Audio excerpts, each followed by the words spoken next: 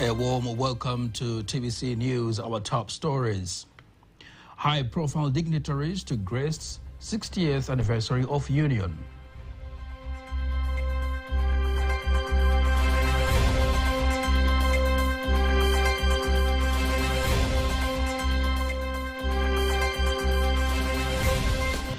Vision 2050 priority sectors unveiled. Told that data is going to be the driver of everything that we do.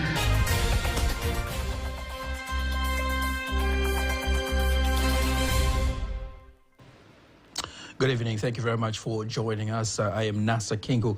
Just a reminder, you can also follow us live via our YouTube channel, TBC Online, and also get all the latest news through our Instagram, Facebook, and X pages at TBC Online. Various heads of state and government are expected to attend this year's Union Day celebrations, which will be held in Dar es Salaam, marking 60 years.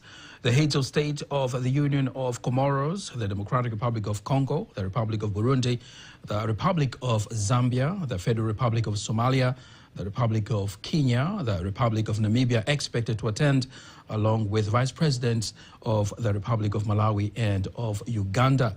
Furthermore, the Prime Minister of the Republic of Mozambique, the Minister of State for Foreign Affairs in charge of Regional Cooperation of Rwanda, ZANU-PF Secretary for External Affairs of Zimbabwe, and the President of the African Development Bank are also expected to be among the attendees. Addressing the public just earlier, President Samia Suluhu Hassan underscored the significance of 60 years of union between Tanganyika and Zanzibar, highlighting massive progress made economically, politically, and socially. She insisted in revering will expressed by the founders of the union, Mwalimu Nyerere, the first president of the Republic of Tanganyika, and Sheikh Abeid Amani Karume, the president of Zanzibar. Historical brotherhood, the use of Kiswahili language, and the people's support to be among the pillars holding strong the union.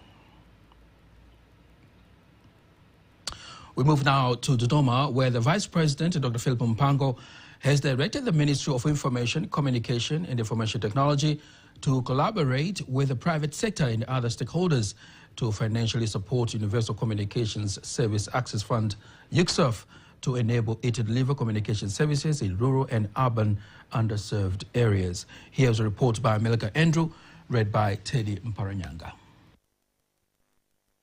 Here is the office building of the Universal Communication Service Access Fund, UCSAF headquarters in Dodoma, which has cost 3.8 billion shillings. Vice President Dr. Philip Mpango is here to grace the inauguration of the building.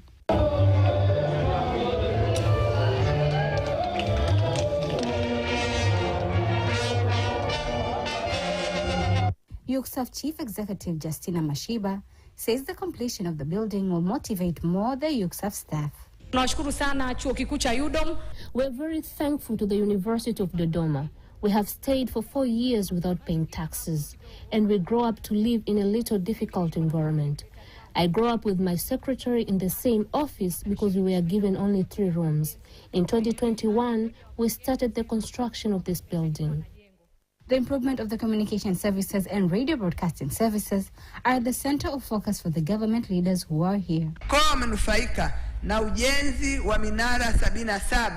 They have benefited from the construction of 7 towers in 68 wards with 202 villages with approximately 750 residents who are sure to get communication. The work is not easy to send communications to the mountains. But in a province like Eastern Sami, which is mountainous, we say UCSAF is doing a very good job. The Minister of Information, Communication and Information Technology, Nape Nnauye, explains further the improvement achieved in the communication service. Mwaka 2002 tulikuwa na line za simu milioni 51. In 2002, we had 51 million telephone lines, according to TCRA's statistics. This year, we have 72 million active telephone lines. The increase is very large. Then it was time for the Vice President, Dr. Philip Mpango, to speak. Pamoja na kazi nzuri iliyofanyika, With the good work done, I ask UCSAF to continue to closely supervise the construction of communication towers that is continued and ensure that the villages that are unsure of communication services so far get communication. From Dodoma now, we move to Dar es Salaam, where the Executive Secretary of the Planning Commission, Lawrence Mafuru, has outlined the government's top priorities for the upcoming Development Vision 2050, emphasizing the need to advance the communication, industrial and transportation sectors so as to boost economic growth and benefit all the citizens. He made the remarks while opening the meeting in Dar es Salaam to discuss new macroeconomic policy framework for Tanzania's economy and how it will help to break down the policies for each sector that will focus on bringing about needed results towards accelerating the country's sustainable economic growth. Here are more details with Rehema Sebabili.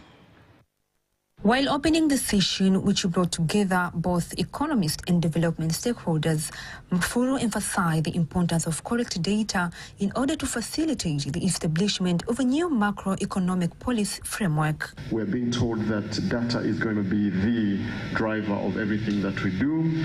It is proven that without that, it will be obviously not possible for us to navigate through.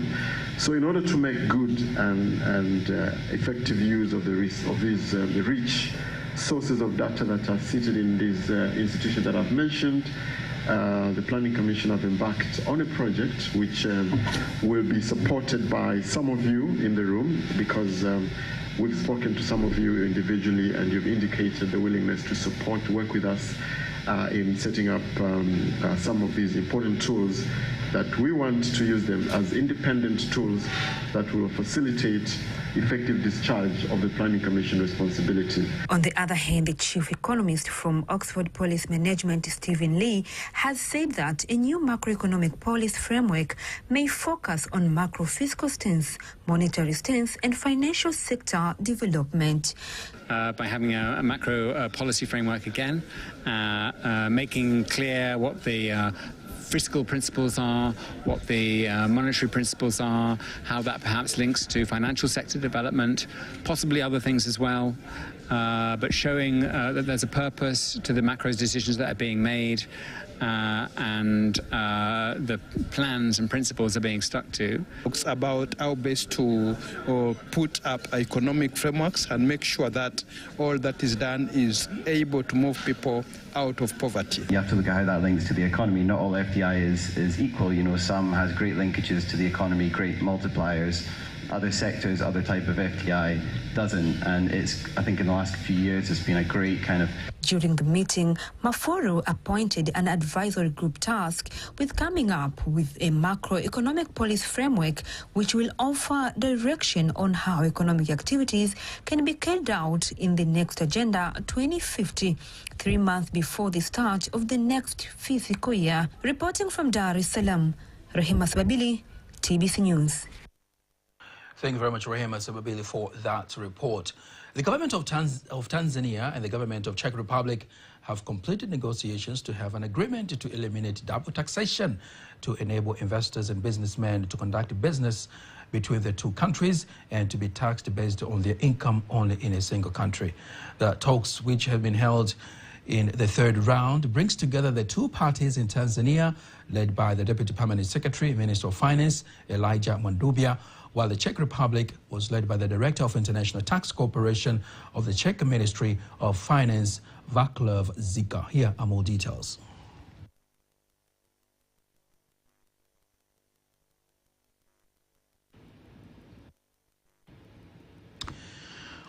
We will get back to that particular story with more details as we face some technical difficulties.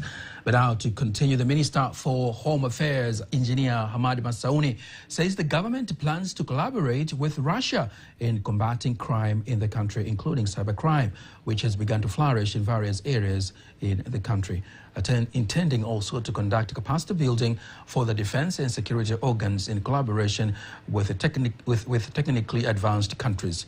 Here are more details.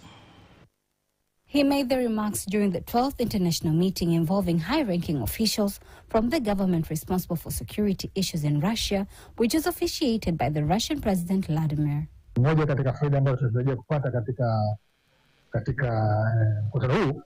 of the points we hope to find in this meeting is first to be able to get a chance to learn from our colleagues, but to create close relations with the various countries that participated in this meeting. Especially Russia, we can strengthen cooperation between the security agencies in Tanzania and in Russia. In the fight against cybercrime, we will ensure that the use of the internet in our country is productive. Speaking during the meeting, the director of the Department of Administration and Human Resources of the Ministry of Home Affairs, Mary Mbaga, elaborates the ministry's plans to recruit information technology professionals who will keep up with the pace of technological advancement. Not only in our agencies, but agencies collaborating with other IT offices in all sectors, because this issue of cybercrime is a cross-cutting issue. Crimes tend to be committed in sectors other than education, sports, that is, in every sector. Crimes tend to be committed in the sense of fraud and misuse of the data we collected for our nation.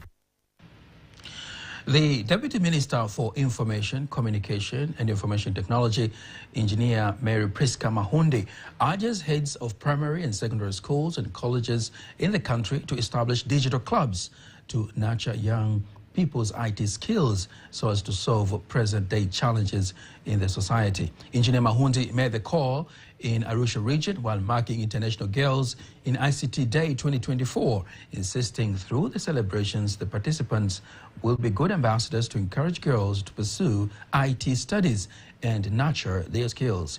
Here's a report by Sechilela Kongola, read by Teddy Mparanyanga. ICT skills in the country are reported to be improving, a step that comes from various efforts made by the government. Heads of colleges, primary schools, secondary schools, and early colleges in this country to ensure that they develop digital clubs in their areas to encourage our young people to have IT skills that will help bring solutions to various challenges in our communities. The Director General of TCRA, Dr. Jabir Bakari, says the move is imperative in increasing the number of young professionals learning new technologies and in boosting the quality of education with the correct use of IT technology in the world market. TCRA tunaamini kwamba kupitia klabu za kijiti TCRA believe that through digital clubs, we will plant the seeds that will enable our country to fully participate in the digital economy. We believe that we will add designers starting at a young age. We will add professionals to this communication sector. We will develop education for all stakeholders present in schools. We will also facilitate communication when there is an awareness gap. Some students and IT professionals expressed their delight following their pursuit in IT studies. I have seen the motivation is very low. So many young people fail to enter these competitions or these exercises that occur because they are growing up, they do not have the strength that leads to enter these areas. Motivation will be huge. It would help us to see that this is a serious matter.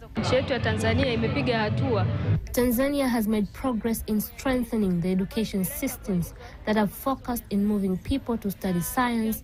And today, at the exhibition, I saw students from primary schools to kindergarten talking about IT. This is a good thing. And we see that it will help to achieve our goal of increasing girls in IT. We are proud because they motivate us. For example, if we win, they give us prizes. They give us gifts like iPads. So it motivates the students to continue learning more and continue to participate in IT competitions. Meanwhile, the Director General for Tanzania Commission for Science and Technology, COSTECH, Dr. Amos Nungu, says his commission has played a tremendous role in nurturing young girls in information and communication technology, ICT, through establishment of various competitions. Speaking to TBC News, Dr. Amos Nungu says that more than 246 girls from various regions in Tanzania are expected to participate in the COSTECH technology competition organized by the Commission as part of supporting the government's efforts in promoting information communication technology skills. Buni Hub, where they have Buni Diva. They have a special program for girls. The idea is to encourage women and girls to venture in technology in general. We have about 248 girls all over the country, coming from all the regions, 25 regions in the mainland and 6 regions in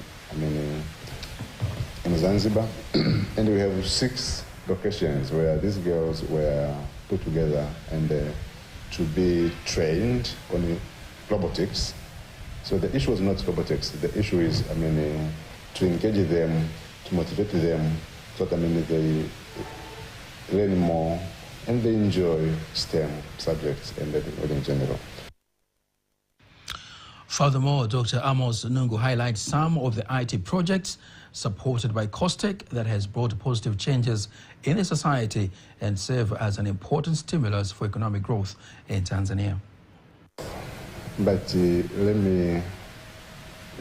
is products or services, not necessarily product.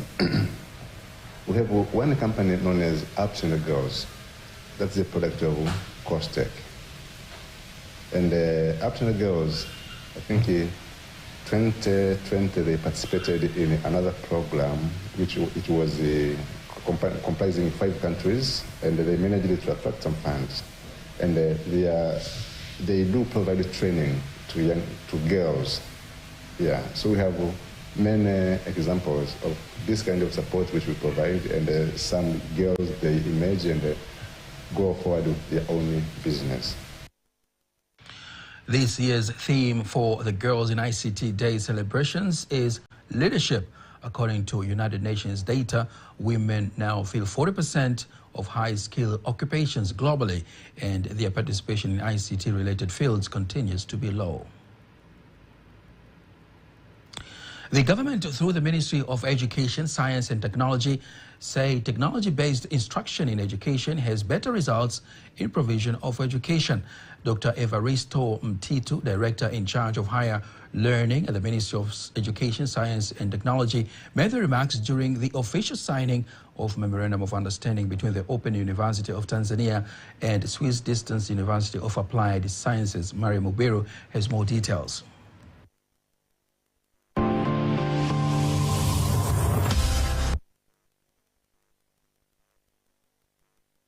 It is the meeting that officiates the agreement that outlines plans in the research development that focuses on technology-based instruction in education. And here, Dr. Mtitu says if the technology is effectively applied, it provides relevant opportunity for effective learners' engagement in the learning process. We want our universities to embrace the use of ICT, the use of technology in teaching and learning, whereby some of the disciplines are provided either purely or partially using the technology. On the other hand, the Open University Vice Chancellor, Professor Eliphas Bisanda, insists technology-based teaching is his learning process. We seem to be having a big number of students, and therefore we are somewhere restricted when it comes to assessment. If you have to mark scripts for 500 students, it may take you several months before you can submit the results. But when you are using technology, enhanced technology methods, like if you have an online examination which can be automatically marked, then you can have even 1 million students.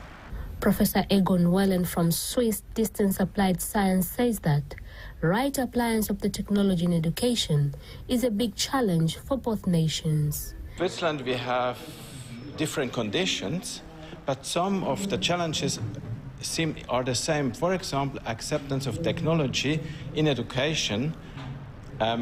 Not everybody is happy about these new technologies, even if everybody is using it.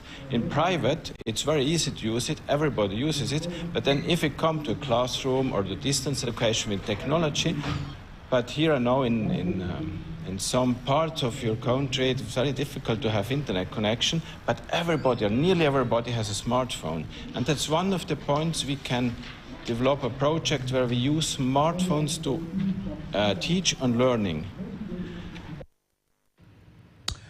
Thank you very much, Mara Mubiru, for that particular report. Now, before we wind up the local news tonight, let us now take a look at today's exchange rates according to the Bank of Tanzania, BOT.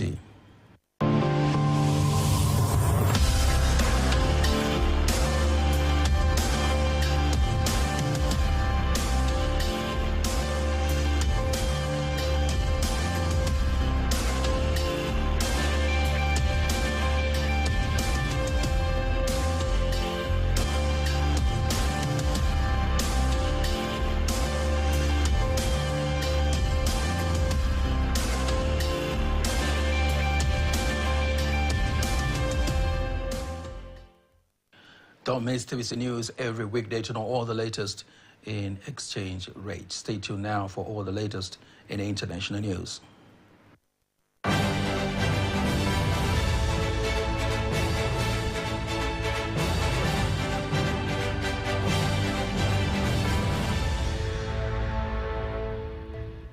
And here is international news as compiled and read by Nyambona Masamba. More than 100 inmates have escaped in prison in Nigeria. It happened in facility in Suleja near the capital Abuja. Inmates managed to get away following several hours of heavy rains which damaged the prison. To the Horn of Africa, at least 21 people have died after a boat carrying Ethiopian migrants capsized off the coast of Djibouti. Migrants were trying to reach Yemen. 23 people are missing. It comes just 2 weeks after another immigrant boat capsized in the area, killing 38 people. To North Africa. In Tunisia, the Coast Guard recovered the bodies of at least 14 people off the coast of Djerba. Authorities say the bodies have been washing out in the island since Friday. On Tuesday, rescuers also recovered 21 bodies of the Tunisia's coast further north. Tunisia is the departure point of many migrants and refugees trying to reach Europe. To Asia, Beijing's auto show has opened on nearly 300 electrical vehicle models are on display. China dominates the global market for battery power cars, and the country's brands are expanding overseas. The theme for this year's Beijing Auto Show is New Era, New Cars. And many Chinese automakers believe that this era is one or more Chinese vehicles will soon dominate the global market. China is already the world's biggest producer of cars and lead the battery power industry. 60% of the electrical power vehicles of EVs are sold in China. Competition in China is completely fierce, with the new players entering the market in recent months. To Australia. World marine life experts are trying to rescue around 140 whales that are stranded in the Western Australia. 4 ports of Paris while are stuck in the shallow waters of Austria in the area popular with tourists. Volunteers have been pouring water over the whales and trying to save them. 26 of whales have already died. And lastly to U.S. A week after students of Columbia University in New York step up their campaign in support of Palestine, protesting against Israel's war in Gaza has spread to campuses across the United States. Police in campus security arrested dozens of those who refused to leave hours earlier. The White House said President Joe Biden supports free speech and non-discrimination at universities. Students who face arrest and suspension say they are the ones who need protection. Many are afraid to show their face. Nevertheless, are vowing to continue the encampment. Student organizers say they have 3 demands for the university. Number 1, disclose their investment in Israel. Number 2, divest it from them. And number 3, provide amnesty for students who have been suspended.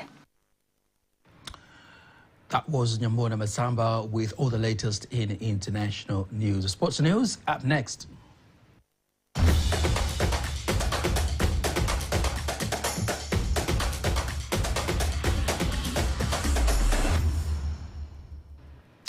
In sports news, we start with good news for the sports fans in Tanzania, where the government plans to spend 19 billion Tanzanian shillings for modernizing Uhuru Stadium, which will help to facilitate the development of sports in Tanzania. Deputy Permanent Secretary of the Ministry of Arts, Culture and Sports, Dr. Suleiman Silela, says the rehabilitation of the stadium will take 1 year and will include the pitch, dressing rooms and the stands. Aidha, vipo viwanja Tanzania kama tunavyofahamu kwa kushirikiana na wenyeji wetu kwa maana the renovation of the stadium will be good because we know Tanzania will host 2027 AFCON.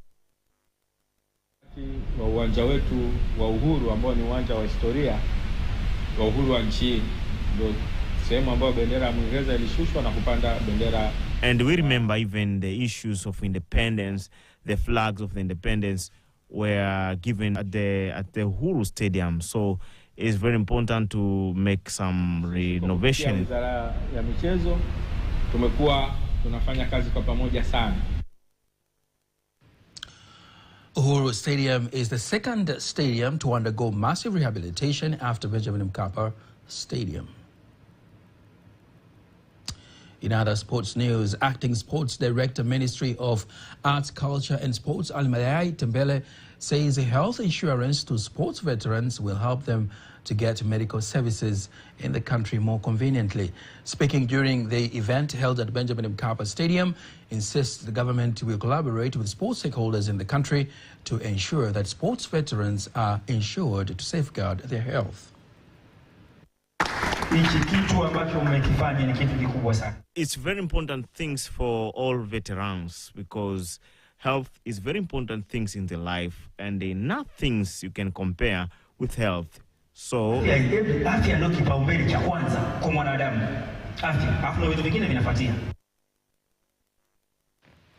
more than 30 sports veterans have received health insurance coverage organized by the Tanzania Sports Veterans Association, UMSUTA.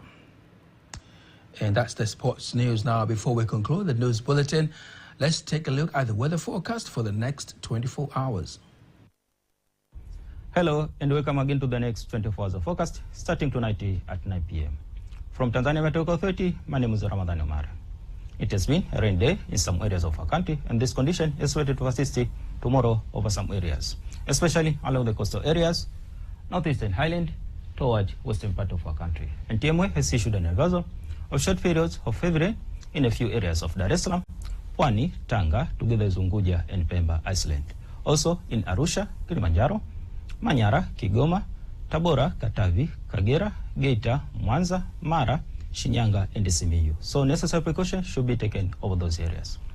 And the wind speed is expected to flow at 40 km/h over the entire coast. Also, TMA has issued an advisory of short period of strong wind reaching 40 km/h and large waves reaching 2 meters over the entire coast. Necessary precautions should be taken over those areas. And to right, over the northern coast, northeastern highland, Lake Victoria Basin, and western part of our country, expected to feature cloudy condition, thunder showers over a few areas. Over the southern coast, we are expecting to feature partly cloudy condition, thunder showers over a few areas. And the remaining regions are expected to feature partly cloudy condition, light rain showers over a few areas. And tomorrow, over the northern coast, including northern part of Morogoro region, we are expecting to feature cloudy condition, thunder showers over some areas in sun interval. While southern coast, southern part of Morogoro region, northeastern highland, Lake Victoria Basin, and western part of our country, we are expecting to feature cloudy condition, thunder showers over a few areas in sun interval. Over the central areas, we are expecting to feature partly cloudy condition, thunder showers over a few areas. In the remaining regions, including southeastern highland and the Ruvuma region, we are expecting to feature partly cloudy condition, rain showers over a few areas in sun periods. And now, let's have a look on the next 4 days of forecast over some regions of our country.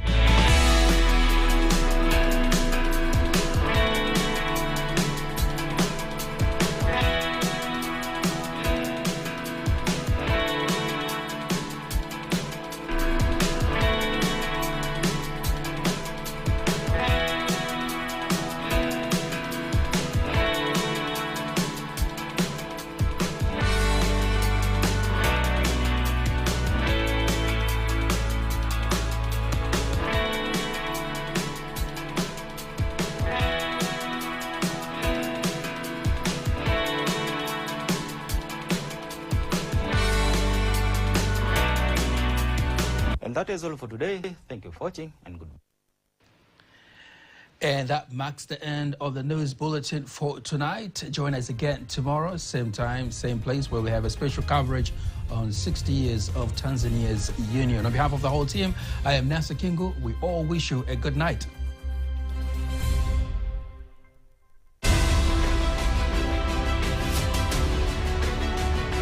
Miaka 60 ya Muungano.